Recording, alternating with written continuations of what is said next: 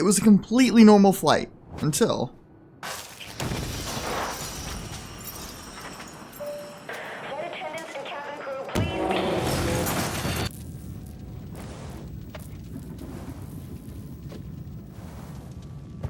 Welcome to the forest. Now let's be honest, most of you watching this probably played this game like a decade ago when it came out, but I missed out on it then, so this is my first time playing. And immediately we have a problem. I'm the problem. I forgot to hit record. Yeah, so I didn't record the beginning of the game.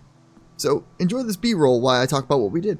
We start out in the wreckage of our plane with an axe and some food, some medicine, and this guy.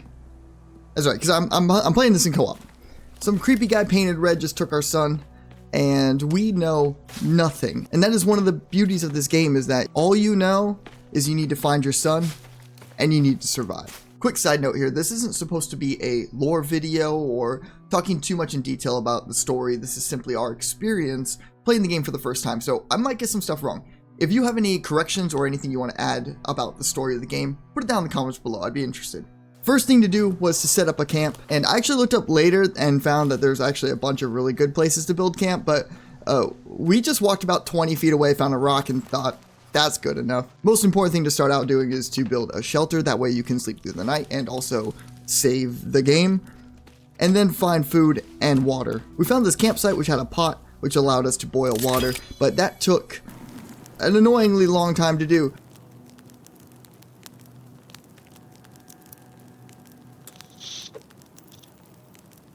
So we went down to the beach, found a couple turtles, used their shells to collect rainwater, and that is a way more efficient and easier way of collecting water because it rains all the time in this game. This pond supplied all the fish that we needed. There's a few other food sources you can use, rabbits and deer and what have you, but honestly, like, fish is all you need. Cook the fish, you can dry the fish, and you have a delicious snack all the time. Once the basic necessities were taken care of, we went about setting up our camp, and we made it really big, thinking we were going to use all the space. We set up this massive log fence around our entire camp, which forced us to cut down like 40 trees, and it took so long. And then beyond that, we set up these stones and sticks, which we thought were going to damage enemies, but it turns out all it does is strengthen the fence, which was never a problem for us anyways, and it took us 2 hours to gather the 400 rocks and 300 sticks needed for this. That was literally like 15% of our playtime in this game was just trying to build this fence. We got so bored doing this, we stopped to do a lumberjack competition. Alright, we need to find equally sized... Okay, what about this one? And the one immediately to the left. Sounds good. How about we chop them directly towards each other so the first one done lives?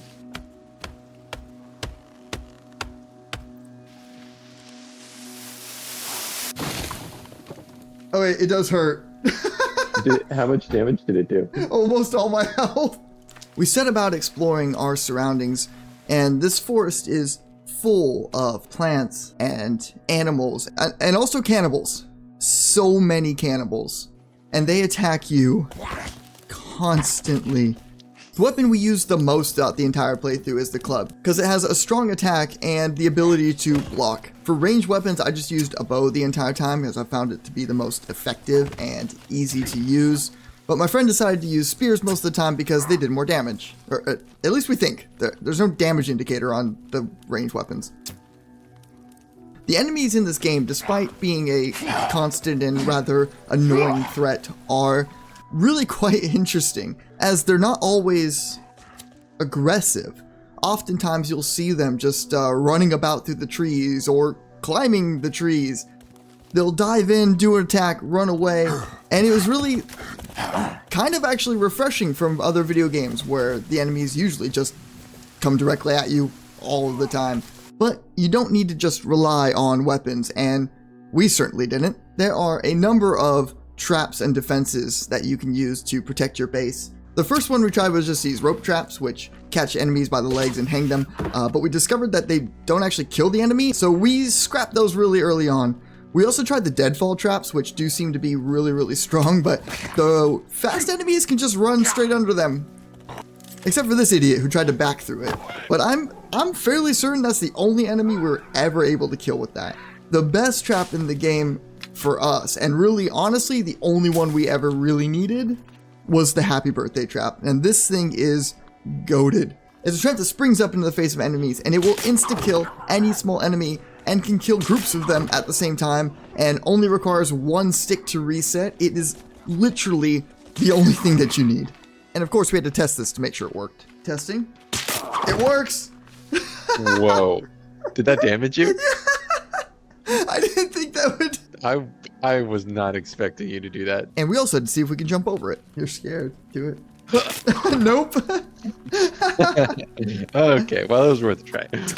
We also built a catapult just for fun, but it was awful. Wait, what? Do it better. There we go. Whoa! Those go so far. We're never going to be able to aim that. No, there's no shot. So after building our defenses and our camp and exploring some of the world around us, the thing that we discovered was that, well, there really isn't much to do. Yes, there's hunting that you can do. Yes, there's camps that you can explore. And yes, there's a yacht you can go find as well. But all the story, all the required items, all the things you're supposed to do in the game in order to progress the game, it all takes place underground.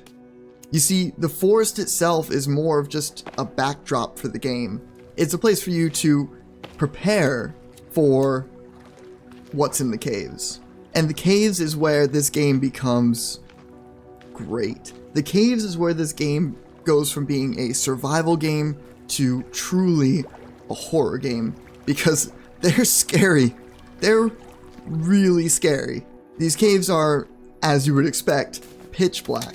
They are claustrophobic. They're full of enemies. They're maze-like. You can get lost in them because some of the caves connect to other caves, which connect to other caves, and then you wind up on the other side of the island entirely. And after a few days of playing this game, we finally actually stumbled upon a cave, and this is where we actually fell in love with the game. And also, it's really surprising it took us this long to find the cave, because the first cave we found was literally a stone's throw from our base. Like, we just did not look very hard, apparently. So this is the most commentary I've ever added to any of my videos before, kind of a new direction for me, and I've learned something about myself. I say the word actually way too much, and I'm sorry if that gets annoying. Actually, somebody put an actually counter down in the comments below. Thanks. The first cave we found is the submerged cave. And as it turns out, this is a very, very, very important cave, like actually mandatory for the game. So we got kind of lucky that was the first one we found. Upon entering the cave, we found some survivors hanging about, and a bunch of enemies, which killed me immediately. And of course it was me. It's always me that dies.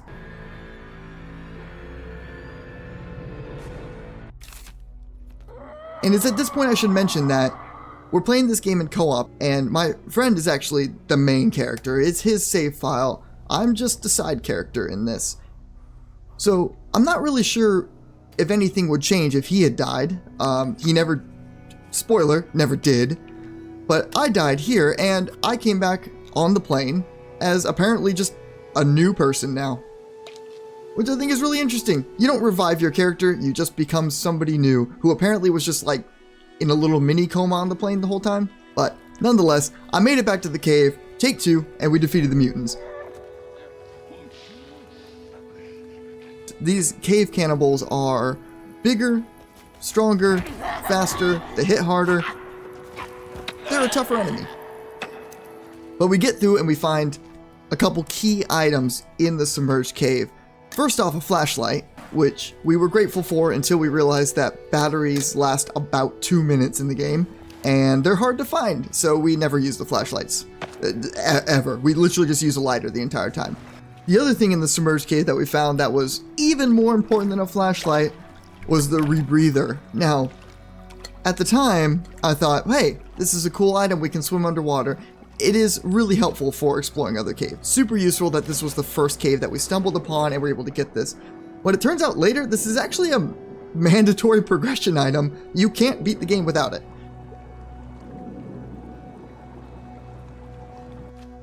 The second cave we entered was the Dead Cave. The most important item to find in the Dead Cave is a katana, which sounds like an awesome melee weapon to use. But we didn't know about it, and we didn't find it. What we did find, however, was a first mutant. This is an armsy.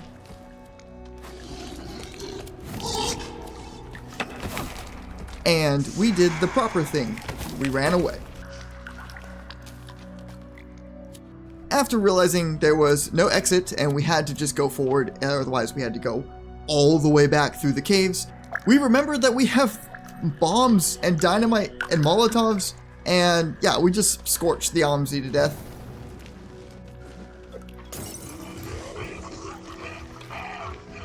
And it turns out Molotovs are quite effective when you remember to light them. And we are so glad we pushed through that, because the Dead Cave connects to the Wet Cave, and the Wet Cave connects to the Ledge Cave, and at the bottom of the Ledge Cave is a climbing axe. And this climbing axe allows you to climb up walls, one-handed too, which is really impressive. But even cooler than that, the climbing axe is a mandatory progression item that you cannot beat the game without.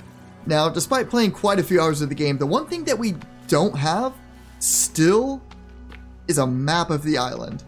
And honestly, we could never tell our way around. We wandered in circles so many times. There were so many times when I thought to myself, okay, I know the mountains are north, so I'm going to go south, and then I go what I think is south, only to wind up at the mountains again.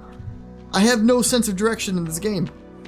But fortunately, the game does provide you with a map, and it does provide you with a compass.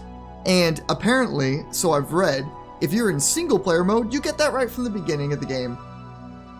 Not so much in co-op. Fortunately, one night when I left my friend at the camp, wandered off on my own, stumbled upon the main enemy camp, and more importantly, right in the middle of this camp, there's a cave. This is the Hanging Cave. The Hanging Cave is full of a lot of hanging bodies. But, crucially, it is also full of a compass and a map. And this is what the map looks like. Yeah, it's a blank piece of paper. Why could the game not give us a blank piece of paper at the beginning? Why did we have to find a blank piece of paper? We have to draw the map ourselves. Fortunately, my character's a really good artist. And I'm a really good artist. The map actually looks great. So now, equipped with a map, equipped with a compass, we actually can tell direction and where we wanted to go. Literally spent a couple hours wandering the entire map just to fill it in. Once that was done, we found another cave. Because honestly, the map is really empty. Parts of this map are actually just, there's nothing there. We would wander without even seeing an animal, much less a camp or anything to do. But back around towards our camp, we found the Lawyer Cave. Or as I like to call it, the freaking jump scare cave. I think lighters. Well, apparently light does matter. That bat scared me. Didn't miss like the chainsaw. Yeah. Oh, bats. It's nice that the enemies don't seem to like respawn in these caves. The bat does. The bat scared me again. That would be really annoying. If they don't notice us right away, let's try and toss some dynamite, since we have so much. Oh, they noticed me right away. Oh, that made me jump. Oh, that actually scared me. At the bottom of the Lawyer Cave, we found a camcorder on a pile of corpses and a keycard, which looked really important. We also found what I believe to be the absolute hardest enemy in the game. Alright, I'm gonna go light him on fire at great peril to my health. Alright, I'm right behind you. Oh my gosh! Are you okay? I'm alive!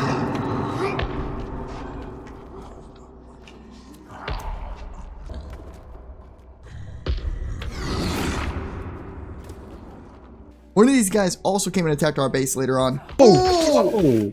That scared the heck out of me! No! He's stomping me. He's stomping me. But here I just shot it with arrows until it died.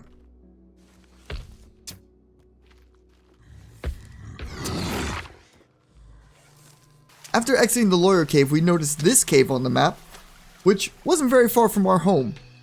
So we traveled a bit north and entered the chasm cave. So we didn't realize it at the time, but entering this cave actually puts you on the path towards the end of the game. You can kind of end this game by accident. There's really only 3 items that are required to beat it. The rebreather, the climbing axe, and the keycard, all of which we already had at this point. I say accidentally because there are caves that we never even explored. It just happened to be that we explored the caves that are actually required. Here on the map, I circled the caves that have required items. And here I circled the caves that we explored. And now by entering this cave, you can end the game. So when we entered the chasm cave, we had everything we needed. Now obviously at any point we could have turned back and continued playing and continued exploring, but as I said before, we were more than happy to finish the game, as it kind of felt like every cave was just sort of the same and there wasn't much to do in the forest anymore.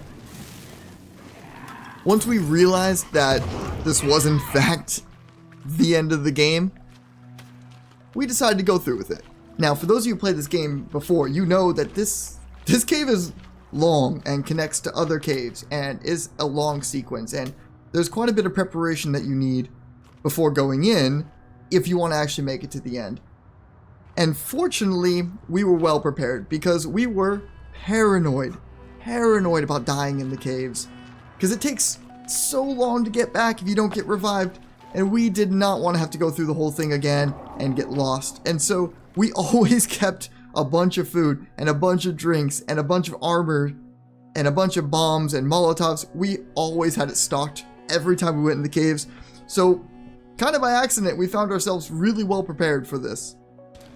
What we were not prepared for was just how hard the enemies in this cave hit. I'm gonna lead him. No, didn't work. There you go. I didn't miss from point blank, fortunately. Oh, you're on fire too. Yeah, I was gonna say, I think you lit me, but again. Oh, he died! There's another one right behind you! Whoa. Thank you. That was scary. Alright, Molotov, extremely effective, doing it again. My armor is getting shredded. I'm just defending. What? Oh, it got him. I'm stuck. Okay. I'm panicking slightly, but I'm fine.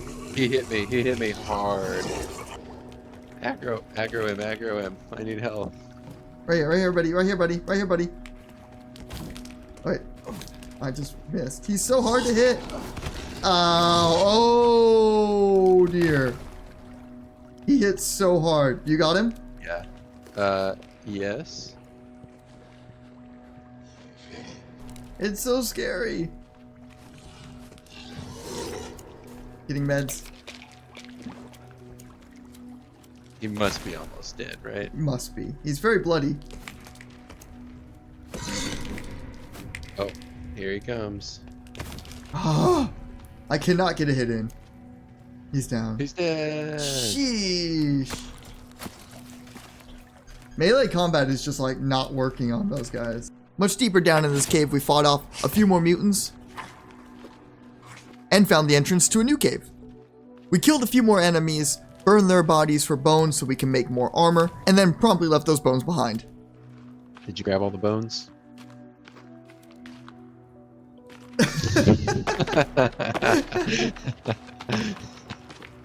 I kind of forgot why we were standing there. We went for a swim off the beaten path and found a modern bow, which ended up being very useful.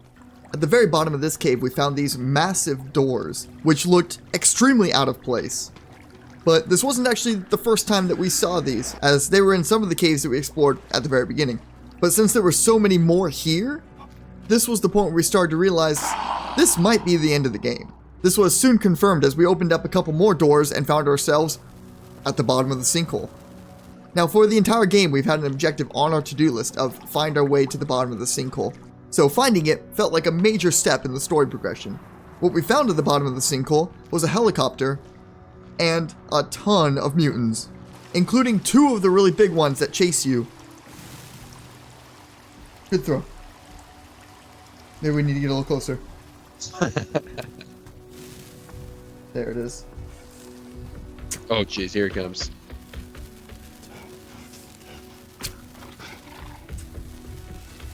No! You got me. Are you okay? Yep. There's 2! Oh, no. Hang on, retreat. Get out. Oh, it's following me. Yeah. I see it. Hang on.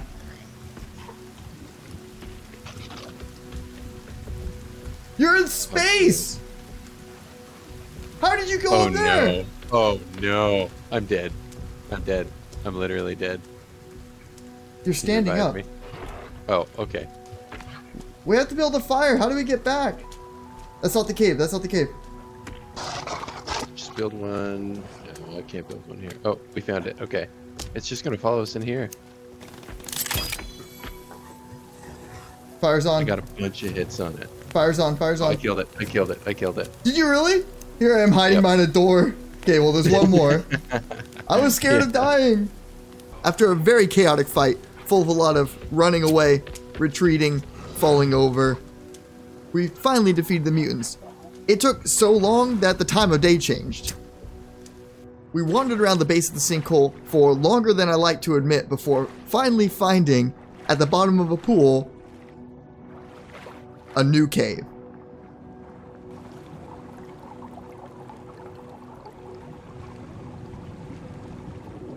This cave had a tape in it that showed an Armsy escaping from a medical facility of sorts, finally giving us an idea of exactly what went wrong and how these mutants got out on the island. And a short walk later, we found a door unlike any elsewhere on the island. One that, without the key card we found earlier in the lower cave, we wouldn't have been able to open. Fortunately, obviously, we did have that, and we entered the facility. Now, this facility is completely empty, as obviously something went terribly wrong, but it did have vending machines and coffee machines to use, so that was nice. In this facility, we learn a lot about the story and what's really been going on this island, as this facility belonged to a pharmaceutical company that's been running tests on children, as you can see by all the toys laying around, and also the mutant children. After remembering that we have hairspray that we can use to set the enemies on fire, and then using it here only to set the sprinklers off, we entered into the main lab and found this. It appears that this evil pharmaceutical company has been using some sort of ancient alien technology to run tests on children, and inside this, we found Timmy. Not doing very well. In order to save Timmy, we needed to find a new sacrifice, which led us down a few more corridors to this room and to Megan. Now, Megan apparently is some special child, as she did show up in a few of the tapes that we found earlier. And here we find her quite messed up.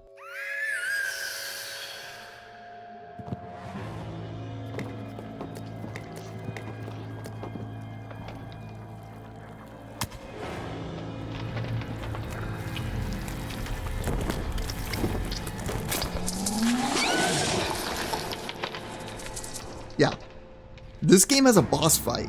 We were not ready for this. This boss fight was surprisingly intense, and I feel like if this was single player, this would be quite difficult.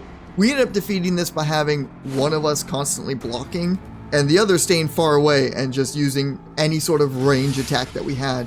Bombs, or Molotovs, or arrows. It took quite a while.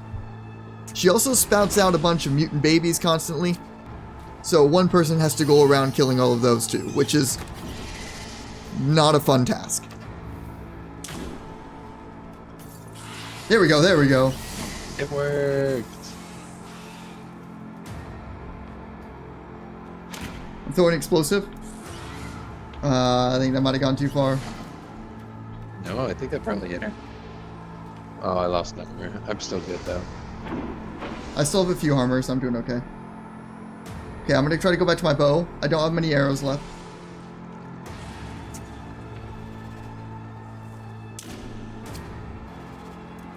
I'll just keep her aggro until you run out of everything. Well, I think she got hit by that. Oh, she's done. She's done. She's done. Yeah! Yay. Pick her up. Pick her up. Pick her up. Pick her up. Oh, that was intense. I didn't like. In the end, though, we did defeat her on first try and brought Megan's body back to Timmy, and it didn't work. Turns out the sacrifice has to be alive. Side note, this is also where I discovered that I actually didn't understand the story at all. Aw, Daddy's dead! Dude, I found Timmy's dad! I thought we were Timmy's dad. No, why would we be Timmy's dad? What do you mean, why would we be Timmy's dad? You're joking, right? We're not Timmy's dad. This is Timmy's dad. Timmy is this kid, right? Yeah. This is our kid. He was on the plane with us in the beginning of the game. Is it really? Yes, that's why we've been looking for him this whole time. That's why we've had a thing on our to-do list that says "Find Timmy." Yeah. I don't know why I thought Timmy was just some random kid. That doesn't actually make any sense, but I did believe that the entire game. After briefly arguing about who was going to be the living sacrifice, guess who's going to have to get in there? Yeah, probably you. Timmy, looks like you're going to die today, Timmy. Bye. We pushed on into yet another cave. This cave was pretty unremarkable, but at the end of the cave was a hallway and an elevator, which led to another hallway and into this room.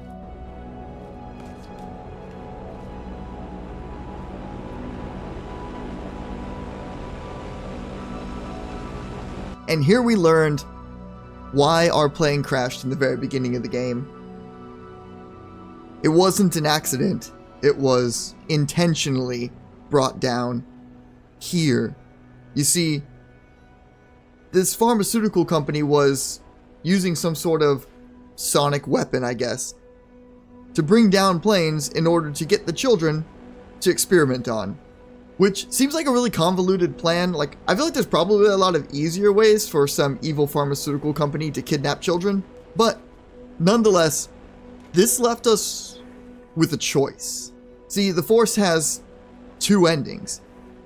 You can either choose to bring down another plane in order to get a living sacrifice to save Timmy, or you can shut down the facility. Now, the game very much points you in the direction of saving your child, and that is, I think, pretty clearly considered the good ending. But we felt that would just perpetuate the cycle. You see, because in the beginning of the game, it was Megan's dad that brought down our plane in order to get Timmy to be a sacrifice, and that didn't work out very well for Megan. So in the end, we decided to do what we felt was the right decision. We decided to do what we thought was the moral decision, and we shut down the facility and never saw Timmy again.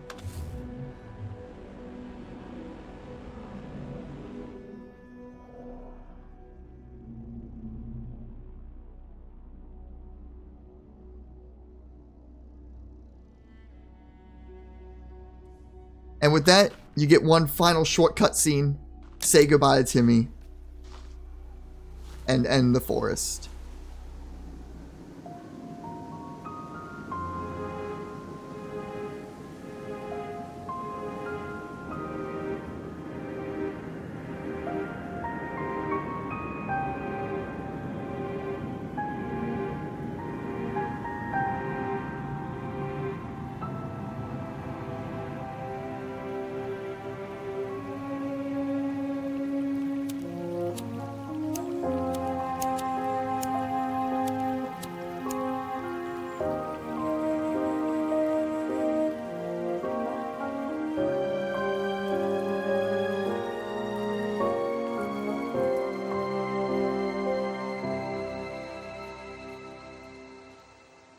So, in the end, the answer to how we escaped the forest is we didn't.